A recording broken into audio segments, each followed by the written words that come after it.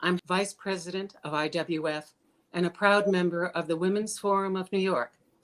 I'm happy to present today another member of the Women's Forum of New York, Susan Silbermann of Pfizer, back by popular demand, to talk COVID again.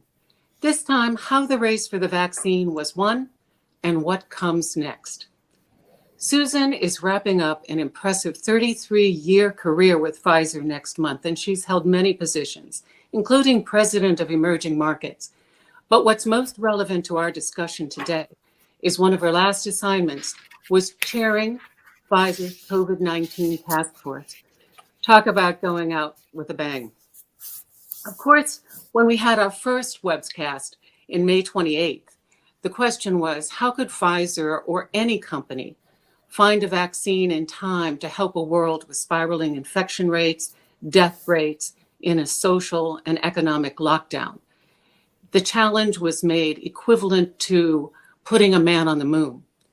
Yet 6 months later, in November 2020, Pfizer announced that its vaccine was 90% effective against symptomatic COVID-19 and joined companies like Moderna in giving the world hope.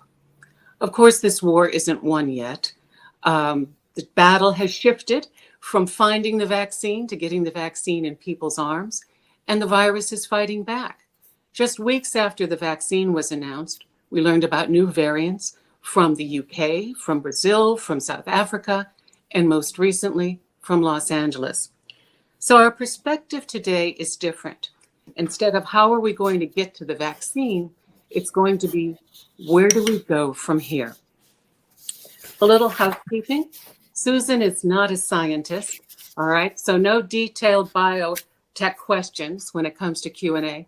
And she is also not a vaccine appointment navigator. So if you want to know when the vaccine is coming to your CVS, she is not your girl. Otherwise, if you want to ask a question, just hit question at the bottom. And if you want to let your forum sisters know you're part of this event today, please join the chat line. And right now, I'd like to say thank you to Susan Silbermann for giving us your wisdom and perspective again today. Good morning, Carolyn, and hi to everybody around the world. I'm seeing messages coming in from 5 miles from where I am and probably 5,000 miles from where I am. So it's lovely to be able to join you again.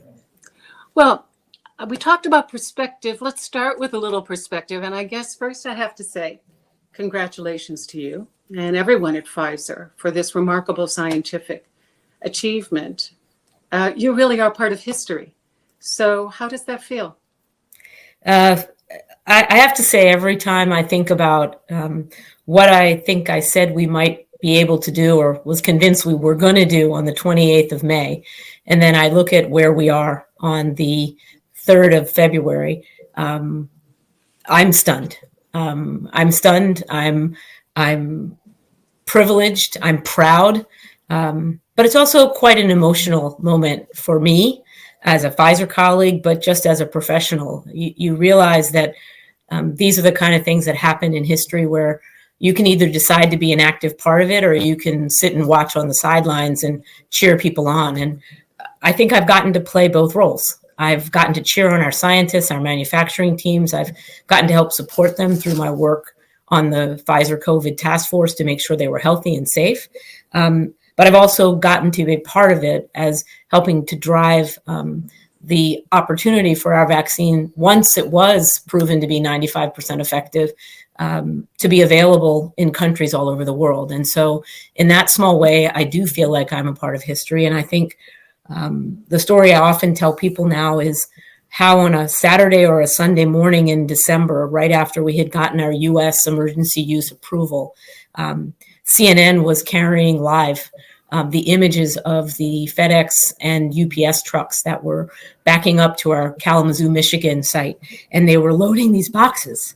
And as my team knows, I can't talk about this without getting emotional. I mean, to see those boxes get on those trucks and leave Kalamazoo under heavy guard to get to their first destinations in this country, it's just nothing short of remarkable. And to have played even a small role in getting those boxes on those trucks and then getting the vaccines into people's arms is something that I will cherish forever. Well, I think in addition to saying congratulations, the world says thank you as well.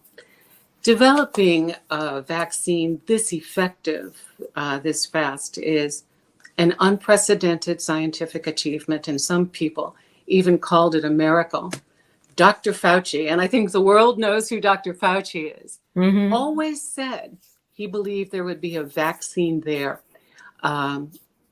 discovered by the end of the year and available at the beginning of 2021. But there were many, many naysayers who said it was an impossible dream. So can you take us a little bit from lab to jab? What were the steps that made this dream a reality? I think a couple of key points I think I'd like to raise here is one was, and I think this is true for all the companies. I can speak to how Pfizer did it, but I can't imagine if I were in another company's chair, they wouldn't say similar things. One is just making the decision that you were going to take the risk and move as quickly as you could without sacrificing safety or efficacy. So speeding around the corners, not cutting the corners. And that's one way I like to put it. Two is doing as many things simultaneously as you can. I think I mentioned on the call in May that rarely does a company buy raw materials while a vaccine is still in its blueprint phase, or a product of any type. You have to take your risks piece by piece as you get more ways to mitigate the risk, and you find out that it actually works, or you're more hopeful that you've gotten something out of the way that was an obstacle. So I think we took a lot of risk. We took a lot of risk simultaneously. And then I think the other piece is we were convinced this platform was the right platform. We had a great partner that we had worked with for a number of years to potentially develop a flu vaccine with this platform. And we felt really comfortable that we were going to make it. And no one was ever allowed to say no. We just didn't say no. We just kept pushing. And that's not to say that there weren't moments where people were nervous or anxious or worried, but we just decided that we had to do everything we could. And until it was truly something we couldn't do, we all believed we could. And I'm proud to say we did. That's fantastic. Your partners, that was the German biotech firm BioNTech. And they were on the cover of Time magazine with a herald, the vaccine revolution. And it talked about the RNA revolution. Time magazine gave it the title of Molecule of the Year, which was the first time I've heard that. But this is really revolutionary science. In our first webcast, we talked a little bit about how this platform might be different. But can you just remind our members what's different about it and what the implications are of this new platform going forward, not only for COVID, but for other infectious diseases as well? So since our conversation in May, I've had lots of conversation with friends and family members all over the place to come up with a better way to explain this mRNA technology. And I think I've come up with something that will work. And I hope it resonates with the members on the forum call today. Many of you probably have seen a 3D printer. Some of you may even have a 3D printer, but an mRNA vaccine is actually functioning, making your body the 3D printer. So the vaccine has a code in it. I think I mentioned in the earlier call an instruction book, but it's really like a computer code. And the code tells your body what to do, to go ahead and print out the antigen that then your body's going to recognize and do what our bodies are trained to do, which is mount an antibody defense to make sure that that invader, that foreign antigen that's just been 3D printed by the vaccine will not make you sick. And that's what we've been proven able to do. Why is this, we feel, an incredible advance for science, for vaccines, for other diseases potentially, is if it's about changing the code to make, again, go back to my 3D printer analogy. You were printing a toy for your nephew. You were printing a little Volkswagen. You change the code, it becomes an RV. You just have to change the code. The printer then knows what to do. So when you think about it, the versatility of mRNA, hopefully, I'm sure this is a question people have, will become very useful as we learn more and more about these variants, because we may need to change the code. And that's one of the things that many companies right now are discussing, and you've seen it all in the media. do the vaccines cover adequately these variants? And if not, what do we need to do? And in the case of an mRNA vaccine, we need to change the code. We may need to change the code. We don't know that yet, but we may. But it should be doable, just like a 3D printer can be reprogrammed to do the RV instead of the little Volkswagen. That's a great explanation. The good news is the Pfizer vaccine has so far been proven effective against the UK variant, the South Africa variant, Brazil variant, I think. But let me just back that up a little bit. We have good in vitro data. We believe fairly strongly that the data on the UK and the Brazil variant will prove effective, and we're encouraged by in vitro data on the South African. But I don't want to give 100% definitive. I couldn't give 100% definitive that it's the same level of efficacy as before the virus started mutating. So I'm hopeful. I think we feel encouraged by test tube in vitro results, but human results are what we're really going to need. Sure. So talk about, changing the code. It's not only that you can adjust the vaccine, but that you can adjust the vaccine quickly. So for example, it was just this week that GlaxoSmithKline announced they were going to be focusing on developing vaccines specifically against the variants. But also, one of the founders of BioNTech, Ur Shaheen, made the point that it doesn't take that long to modify the vaccine, to change the code that you're talking about. He said in a matter of weeks. I think your chairman was a little bit more generous, saying in 100 days or so. But you can adjust it in a relatively short time frame. It's not a start from scratch type of thing, right? Yeah, and I think, we, like other companies, are preparing the groundwork with the regulators on what's it going to mean to change the vaccine or modify the vaccine. Is it going to take a start from scratch clinical approach? Are you going to need to just do what we call bridging studies? So safety from the original type of vaccine to the next one. I do think that there's some versatility in mRNA because, whether you're listening to the CEO of BioNTech or the CEO of Pfizer, I think they both believe that we've invested in a platform collectively that will allow us to do that more quickly. But in the end, the decision on how to do it and what will need to be done rests in the hands of the regulators. So the reality is, if we go back to Dr. Fauci again, to get herd immunity, it means that 70 to 80% of the population needs to be vaccinated, needs to be immune. So we're going to be living with COVID for a while. We're learning more and more about it every day. But what are the other questions besides the race against the variants that are keeping our scientists up at night? I think a couple of things that we still don't have answers to I think some of the vaccines are starting to publish early data. I think some are still looking at it. But one is, once you are protected by the vaccine, can you still have the disease in your body, even though you don't get infected because the vaccine keeps you from getting infected, but can you transmit it to someone else? So transmissibility is a big topic that the scientists are looking at, and everybody is continuing to monitor their clinical trial subjects for many years, in fact, to see if we can come up with some of that information.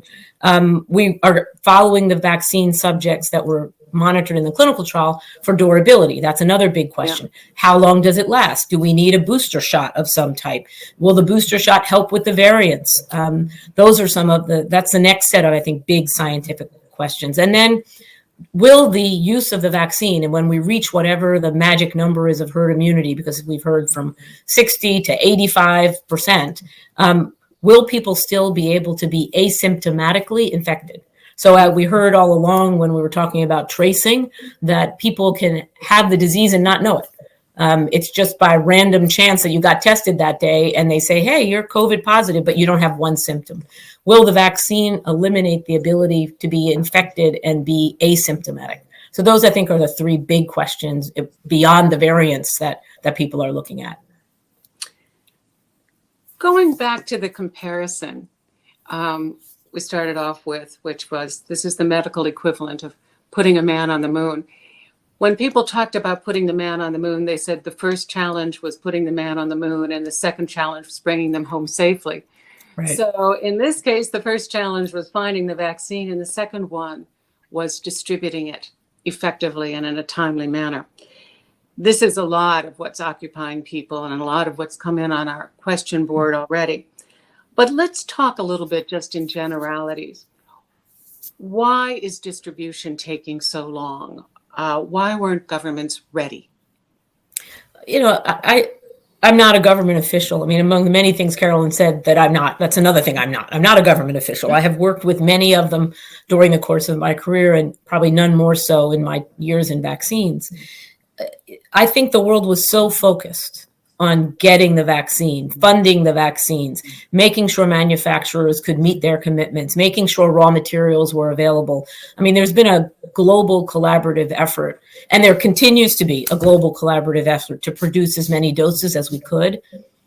I think overall the world, I don't want to put the finger on governments, we might have just dropped the ball on mass distribution of a vaccine and how to actually organize stadiums and high school gymnasiums and all of the pieces of the supply chain, right? So, you know, I get emotional thinking about the trucks leading our facility in Belgium or in Michigan, but the trucks are then going to a place where they're putting the vaccines in refrigerators, or in our case, in freezers, and then they have to be picked up and taken to distribution centers. Then people have to be trained to give the vaccine. Then there has to be a robust system to getting people, according to their priority, into the vaccination centers. Certainly in many countries around the world, we've seen tremendous success. Israel is pointed out as the hallmark of just making it, frankly, a military operation. And they've done an amazing job by all accounts. And if any of our Women's Forum colleagues are here from Israel, you know, hats off to your organizational plan to how to make it go from being on a truck to being in an arm. Other countries, not so good. You know, we've heard all sorts of awful stories all over the United States about, you know, vaccine doses not being available and people showing up for appointments, or vaccines being available, but nobody could get an appointment because the website crashed. So we collectively, because I don't want to point a finger, weren't as focused as we might have needed to be on the downstream part. Luckily, I think people are getting their act together. We're starting to learn from our mistakes. Vaccine supply is increasing. That's also helpful, because the scarcer it is, the easier it seems to be that things get a little bit messed up. But I think it's just we were so focused on how our lives would be forever changed by having the vaccines available. We forgot that the focus should never have really just been on the vaccines, but on the vaccinations. And that was the case. You know, you make a very good point about Israel, where we have a terrific forum, by the way. And we also have a terrific forum, a new forum in New Zealand, which also did very well with controlling infection. But all societies are different, right? And so some of the characteristics where you have more control, more compliance, makes a difference. And that can be a problem here, as we've seen in our own state-to-state variances in the United States. Let's talk a little bit about one of the questions that keeps coming up here, which is equity in global vaccine distribution. And I know when we were talking last week, just getting ready for this, you were totally absorbed in working with World Health Organization and COVAX. So maybe you can talk a little bit about that here.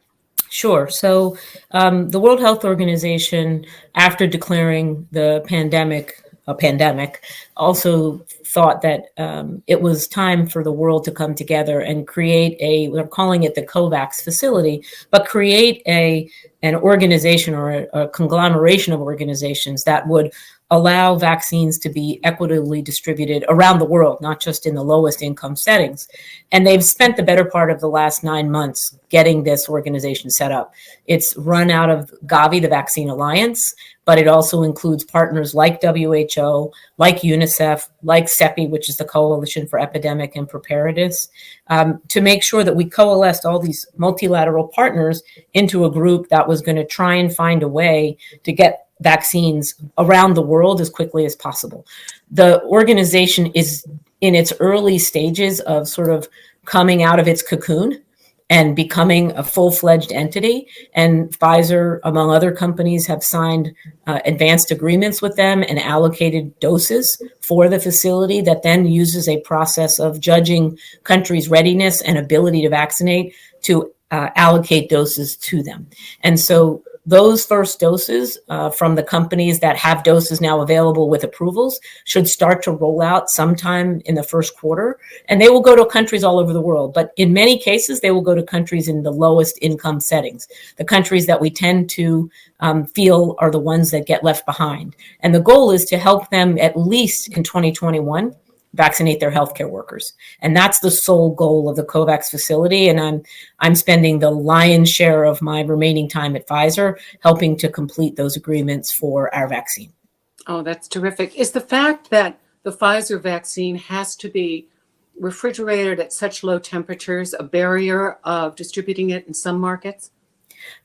Yes and no. I mean, it's a barrier to distribution all around the world in some cases. I mean, there are remote corners of countries I've been to in Africa and Southeast Asia that look a lot like remote corners in West Virginia. Yeah. I mean, there are places that are just hard to get to. It's not to say that you can't get there. And I think some possibility could be experimenting with drone deliveries, which would be, an easy way to get something somewhere, and you wouldn't have to worry so much about as long as you had the right number of people lined up, you could get the vaccinations that they need that day to them that day. And then the need for the ultra cold chain might be less. But those are all things that companies are looking to experiment together with other partners, because obviously companies like Pfizer are not experts in drone delivery, but we have partners that are. So I think it's a challenge, but I don't think it'll keep us from getting the vaccine where we need it to be. Then again, even though we've now announced 2 billion doses by the end of this year, that's not enough to cover the world. So I'm hopeful that our sister companies that are working on vaccines that are refrigerator stable might have an easier time getting to those remote corners of the world than we might. And then we can focus in other places. And that can never be forgotten. It's hugely important because this is a global pandemic. And Right. It is the rule. Example, South African variant is in the United States. Brazil variant is in the United States. No one is safe until everyone is Everyone safe. is safe. Exactly. So, other challenges, your favorite subject, the anti-vaxxers. I mean, just this week, there was a demonstration in Dodger Stadium, which was a vaccination site where people tried to break up and disrupt the vaccination site. This morning in New York, there was the new New York Health Commissioner basically doing a public service announcement on the importance and the safety of vaccines. And when I got my vaccine here in New York City, my first shot, they gave me a button that said, I got the vaccine, and said, please wear it. So it's very amazing to me that even people in the medical community are taking a wait and see attitude to it while other people are fighting to get this vaccine. How do you deal with the anti-vaxxer movement? We do everything we can to be as transparent as anyone can be on what we know and also what we don't know. I have never said that any product, vaccine or otherwise, has no risk at all. Everything has an inherent risk, just like plugging these earphones into my ears every day has an inherent risk on my hearing. But I know that, as long as I don't turn the volume up too high, I'm going to be fine. And I think the tests that vaccines go through, a lot of people said you did it so fast. Yes, we did do it fast. And there are probably things we don't know. But what we do know is over now, millions of people have gotten the vaccine. But in our tests, were very carefully monitored, we had over 25 or 30,000 people get the shot compared to the people that got the placebo. And overall, the benefits far outweigh the risks. So yes, it's helpful to have celebrities stand up and say, I got my shot. And it's helpful to have public officials like government officials in every country be some of the first in line.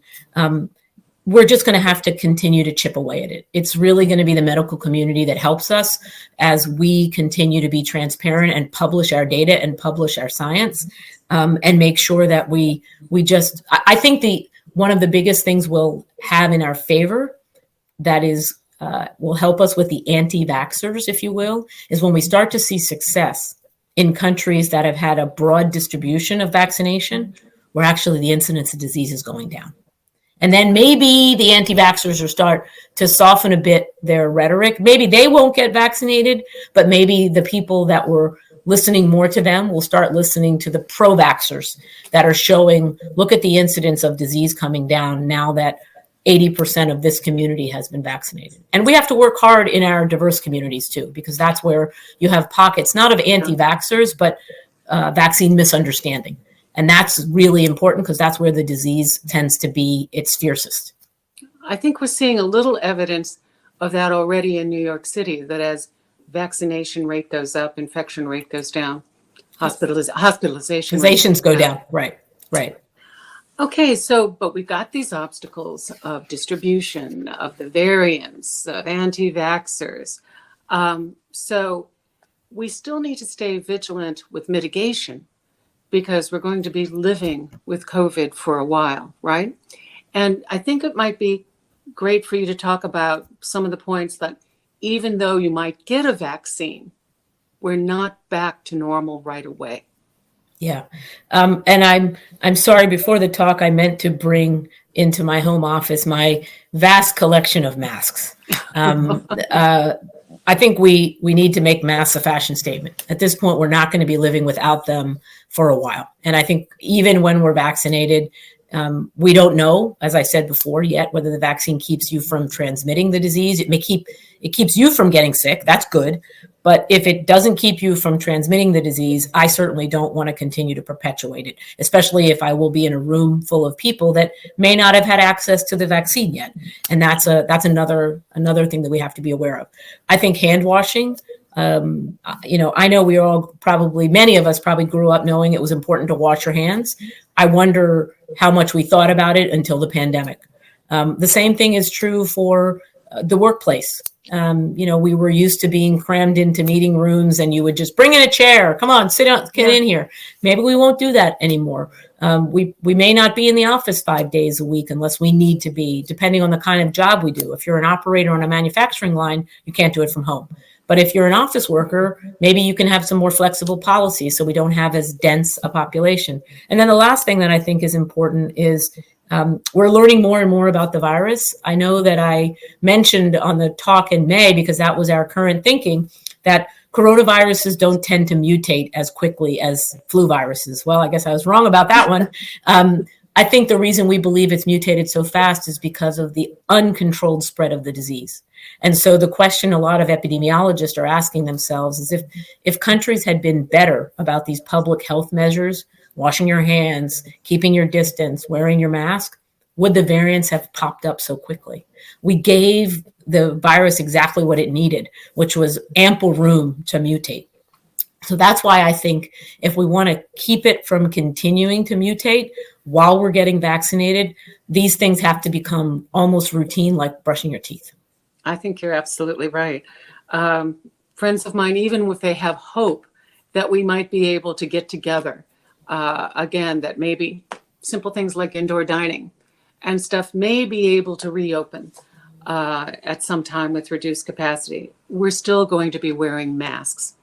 Of course, we had to cancel our IWF Cornerstone Conference in London because of the vaccine, and we may be doing virtual for a while because it may be a long time, through 2021 at least, until we're able to get people together safely in groups where they don't have to apply social distancing. Because when you think about bringing together people for a conference, or where you think about bringing people back into a Broadway theater, it just doesn't lend itself to social distancing. Correct. But one of the things that people hold out hope for is the rapid testing. But those so far are sometimes right, sometimes wrong. The idea of could you get a instant feedback COVID test get a test, go have a cocktail. You could go in and have see a Broadway show. Is that going to be helpful, or is that just so unreliable it's really not in the future right now? For fear of making another prediction that won't be correct 6 months from now, but I think the whole testing area is undergoing a massive evolution right now from the literature that I've read, as well as many of the forum members probably had. Many of the early tests were also quickly approved based on the data that the company submitted. And many of these companies are quite good at testing for infectious diseases. These are well-known companies. It's a novel virus. It's never been seen before in humans. We're learning a lot more about how it evolves. We all know today, I'm sure, I'm going to venture a guess that 50% of the people on today's webinar have had a reason to have a COVID test at some point. I just did a few weeks ago. I hadn't had one in all these months, but I just did a few weeks ago. And you get a rapid test and then you get called back in a few days. But, when they tell you you're negative on the rapid test, they tell you have to wait for the more robust tests because, there's a small percentage of false negatives. So, I think in those interim days, I was very careful. I was wearing a mask in my own home. I was wiping down anything I touched. I was using a different bathroom than my wife uses just to be safe. So I'd love to see this testing get better. I think it's the hope for many of us to be able to do things like see friends, eat at restaurants, travel, go to a show, go to the theater. But I don't have a good prediction on when they're going to be, it's going to be something you have by your front door and you take it before you go out and you look at your mood ring. And if it's green, you're good to go. I don't know yet. I think airlines are hoping they'll be able to have a rapid test. Yep. And then, when people check in, they have to check in 3 hours ahead. Yep. 3 hours later, they get the green light to board an international flight. Yeah. There also talk about people carrying certificates that you may need, freedom to travel certificates or vaccination certificates to show if you've been vaccinated, you can take this flight.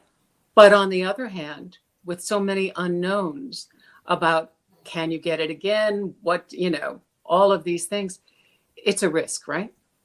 Yeah. And again, I think this is part of the downsides of the urgency that we had and the speed that the world has taken to try and stop this so that people can get back to economic and financial and physical and mental well-being, right? So we're going to continue to learn more. It is remarkable how quickly we're learning, but it isn't unusual. I mean, anyone that travels internationally, if you go to places like Brazil, you may need to show proof of a yellow fever vaccination. They've had that in place for decades. It could very well be that the WHO decides that it's better to have proof of vaccinations in places where the pandemic is not under control. As you said, Carolyn, no one is safe until everyone is safe. Right. And many people have traveled. I mean, the information changes every day.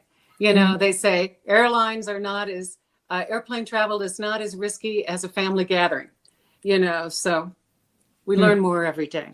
Yep. So before we get to Q&A, I just wanted, you and I talked a little bit earlier about something we wanted to make sure we took time to point out, and that was the remarkable contribution of women to this scientific breakthrough.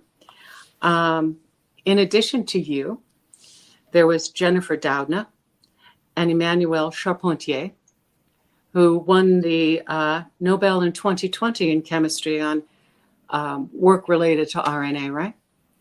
Sarah Gilbert at Oxford, Aslam Teresi, co-founder of your partner BioNTech, and on the cover shot of Time magazine, and Katherine Jensen, head of vaccine research. So, this should not be a secret. This needs to be known how much these women were such star contributors to this amazing discovery. Do you think that this incredible success story will open the doors for more women in STEM? I'll go back to something I say a lot, which is you can't be what you can't see.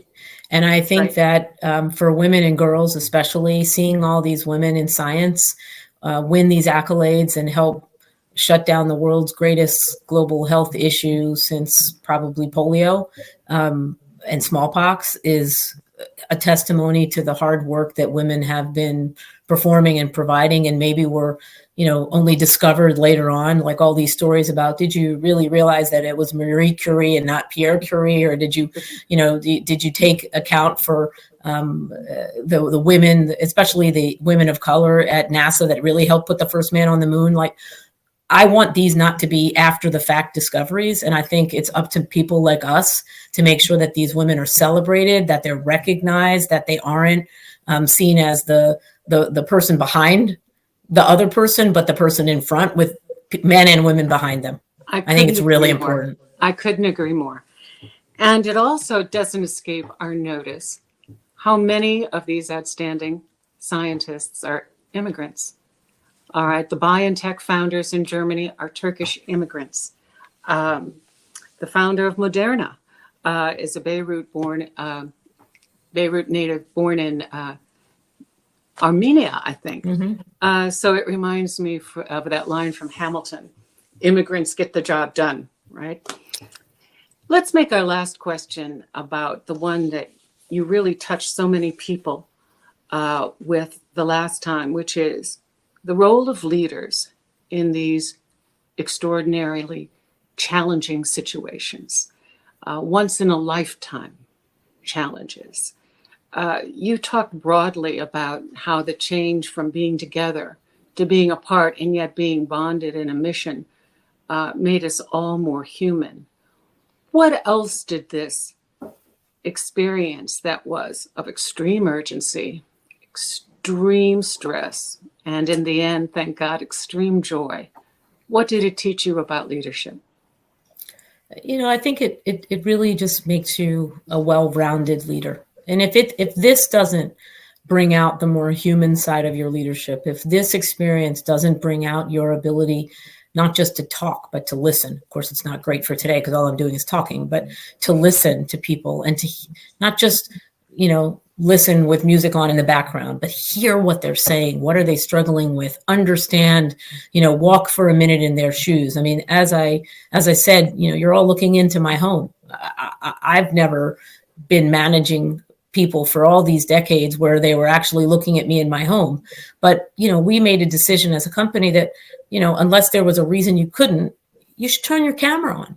I could easily do this talk without having video, but it's more real. And I think as much as we're two-dimensional on video, this leadership opportunity has made every leader in every organization that we work for or work with three-dimensional, because it's just that way. I mean, you can't help it. And so I think for people that have come to me over the years asking me, how can I be more responsive to my team? How can I show more empathy? I always used to say things like, well, when you start a meeting on a Monday morning in a conference room, go around the table and ask a couple people what they did for the weekend, not to pry, but to ask them.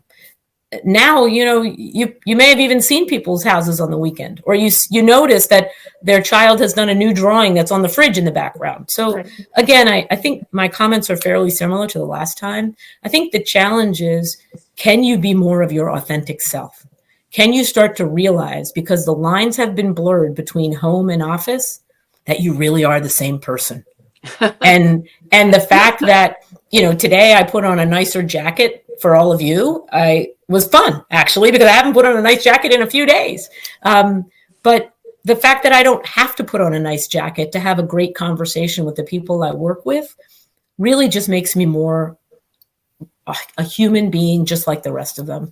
And I really think that is, if authenticity in leadership becomes a hallmark of leading through this pandemic, I'm thrilled, because I think we need more of that.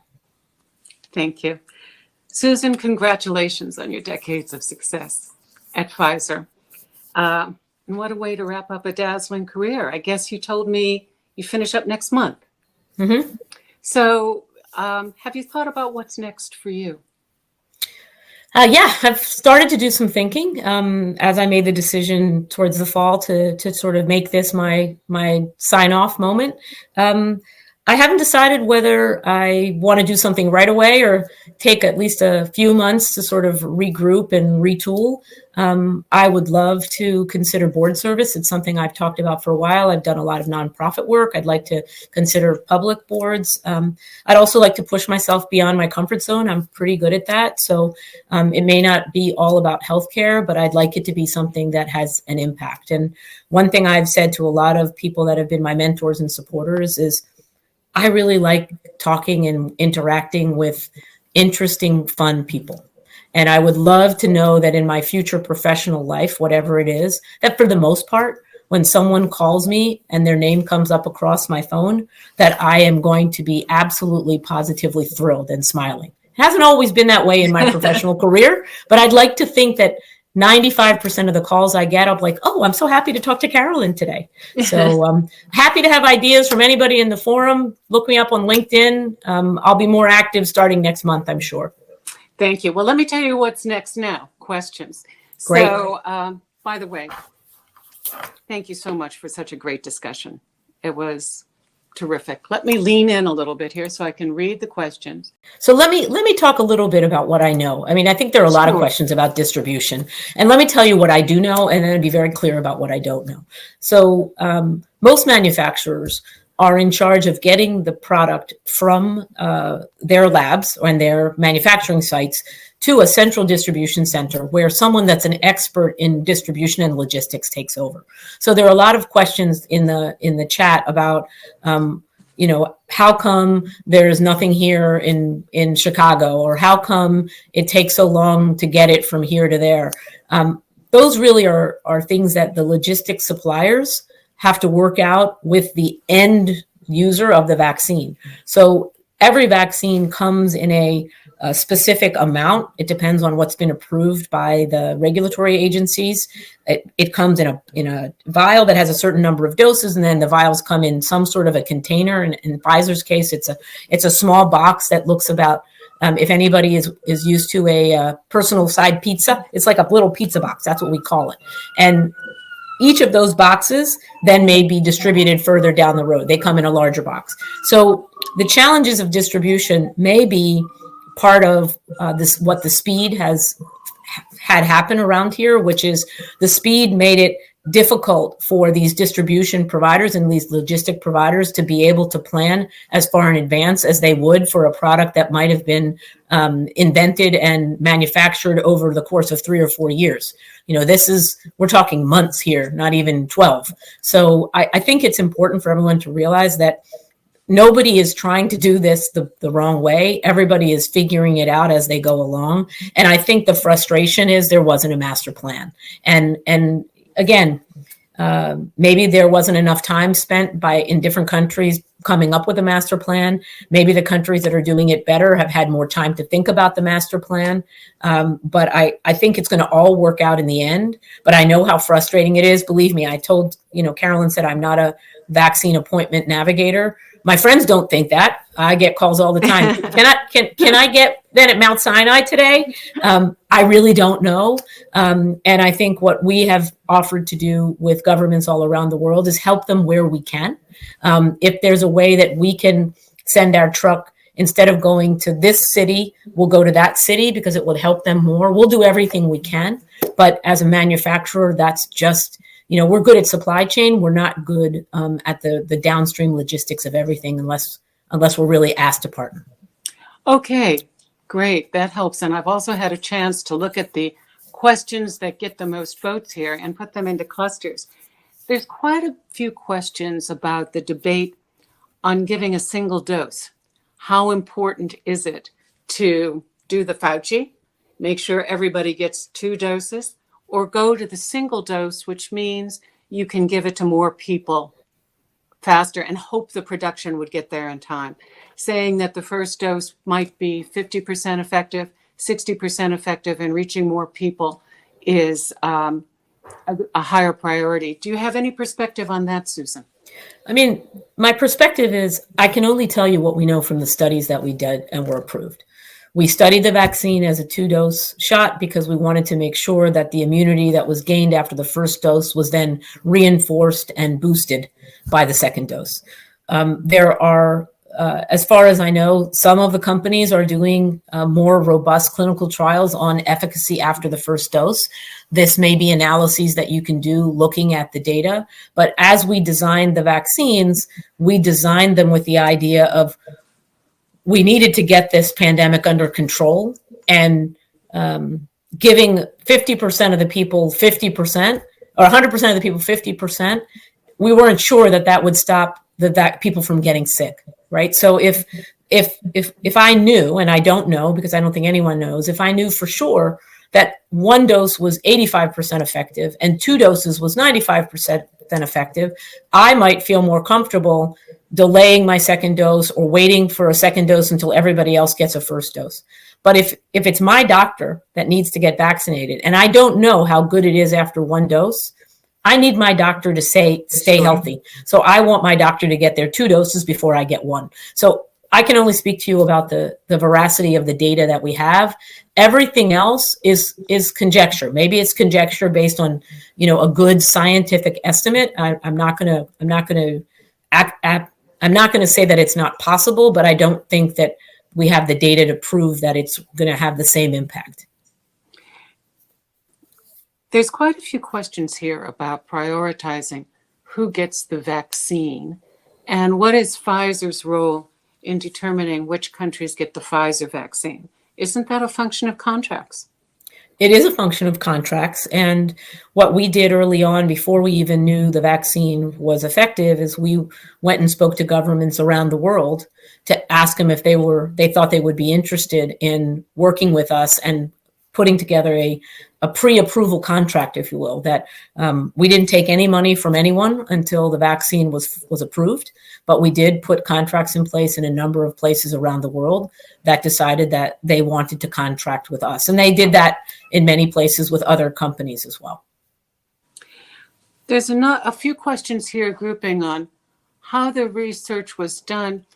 Did we break out and find any differences by sex or by age? I know we have subgroups in the study. I don't think the data has been analyzed and published yet, but I know we have looked at different, certainly we looked at ages. We've looked at people of color. We've looked at gender. We always look at gender.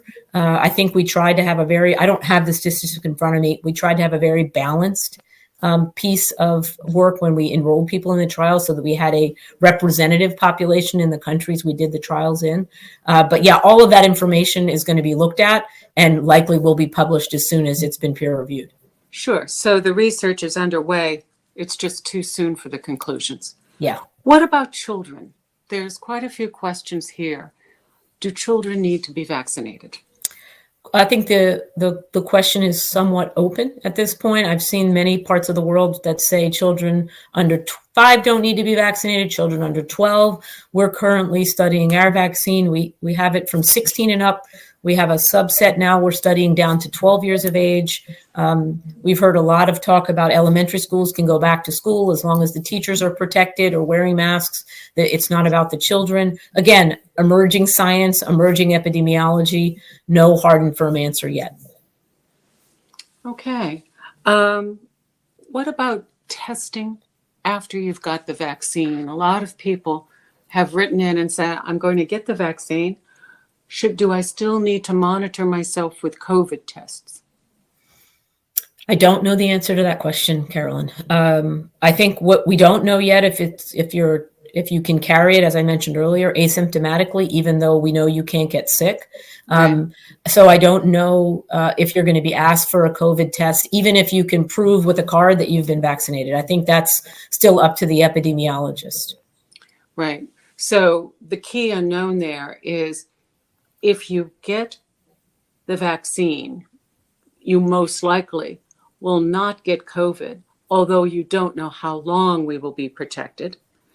But what we don't know is, even though you may not get the symptoms of COVID, you may still be able to communicate the disease. Correct. And that's part of what we talked about, what's keeping scientists up at night. Exactly. Okay, we have a question here from my friend Judy Frank, who says, do you think is Pfizer looking to be able to reformulate to reduce the refrigeration requirement? Pfizer and BioNTech are currently working on another formulation for a second generation of the vaccine that would allow us not to need the same level of ultra cold chain. It's still work in development. We've talked about it, but we don't have any more data yet. Okay. And durability, what is the current thinking about how long the vaccine lasts? I think that's in general been talked about. I don't know if you're talking about, I know Dr. Fauci says it's inconclusive, but he expects it to be around a year. I think because it's a viral infection, and if you look at it like you look at flu, which is also a virus, the general accepted rule of thumb is a year, but that's not a hard and fast rule. Right. And here's one from actually, we have 4 people voting for this question. Will Pfizer license the patent to local pharmaceutical companies? We really don't talk about our IP Yeah. very much, so I'm afraid I'm not going to be able to answer that question.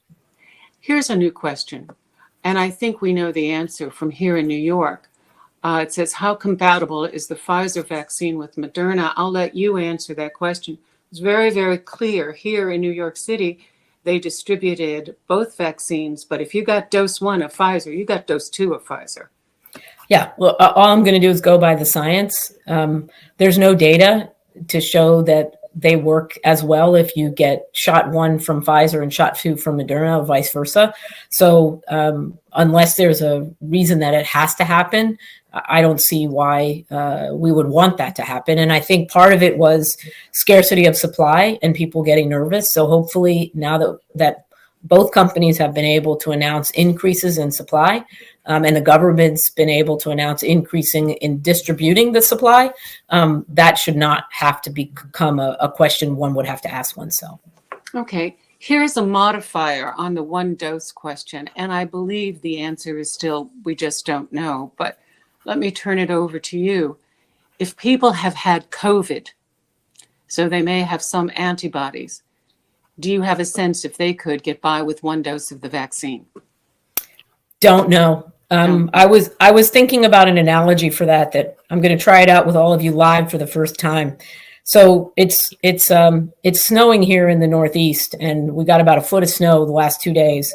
And I was thinking about how do these 2 shots work, and would I rather go outside with 1 shoe on and my wife 1 shoe on and we'd hop around, or would one of us wear both shoes and one of us walk to the mailbox? I think one of us would wear both shoes and walk to the mailbox. So that's the analogy that I just came up with on why would I give myself 1 shot if I could get 2 and then the other person could get their 2 shots later.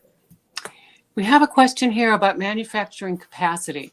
How will you handle manufacturing capacity?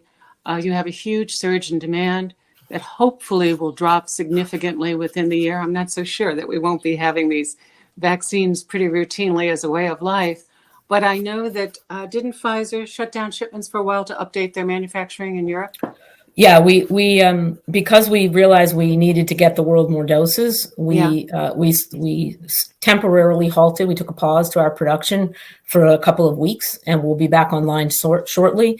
But by then, we'll have been able to increase our output from what we originally said was 1.2 or 1.3 billion doses to 2 billion doses. So that's another 350 million people we could vaccinate somewhere. So we thought that the pause was worth it, despite the challenges that meant for countries that were in the middle of vaccination programs. Okay, we have a question here that might be dealing with how do you respond to the anti-vaxxers or the procrastinators? It says, how do you respond to people who say, we don't know anything about the unintended long-term effects of a vaccine? Well, I guess I'd ask them to look back at people that have been getting vaccines for 50 and 60 years. And yes, of course, there are always side effects, and there are even serious adverse events for vaccines, just like there are for medicine. They're usually rare, and we hope most side effects are really just temporary, like the sore arm or the feeling of fatigue. Someone that I worked with many years ago in vaccines said, if it doesn't hurt, it doesn't work. It means your body is actually doing what it's supposed to do. So That's why we do clinical trials. That's why we track people for years after the clinical trials to look for those rarer things that might not happen over time. But overall, the way society looks at medicine and the way regulators look at medicine is if the broader benefit to the population outweighs the individual risk. And as long as we've done the most transparent we can and the truthful statement about what those risks might be, then that decision on whether you are more likely to benefit as an individual or you're more likely to have a risk is between you and your medical professional. I would never tell people go get vaccinated. My caveat is always talk to your doctor. Now, right now, the world is telling all of us go get vaccinated. And I think that's probably a right way to look at it, given the rapid transmission and the scourge of this pandemic. I don't think I mentioned it. I wrote it down, but when we had this call in May, I looked that up this morning. There were 4 million cases in the world in May. Do you know that today we just crossed 104 million? So please, unless your doctor says don't do it, go get vaccinated. When it's your time, don't miss your appointment. I think that's the perfect place to end our conversation today. Susan, I want to thank you so much for sharing with us how the vaccine got developed, what it took, the personal experience, the journey that led to the joy, thank God, and the humanity that it left you with as you think about managing and leadership and working with others. I know that I share the feelings of everyone on this call that we are so proud that you are a member of the Women's Forum of New York and of IWF. And we thank you for your contribution to the world and to IWF. Thank you so much for doing this again today. We really appreciate it. And a big thank you to all the healthcare workers that are on the front lines. Continue to do the fight in this pandemic. And a big thank you to Carolyn, who is one of the best interviewers I have ever had, who does always her homework and makes sure that we stay on our toes. So I want to thank everybody for listening. I'm glad it was informative. I feel like if I can provide this service to a few of you, and then you can turn around and tell your friends. But please continue to wash your hands, wear your masks, and when it's your turn, please wear both shoes. Get 2 shots. Okay. Thank you all, Susan. Thank you all very much for joining us today. We look forward to hopefully seeing you in person soon. Indeed. I would indeed. Thanks so much, everyone. Take care. Bye-bye.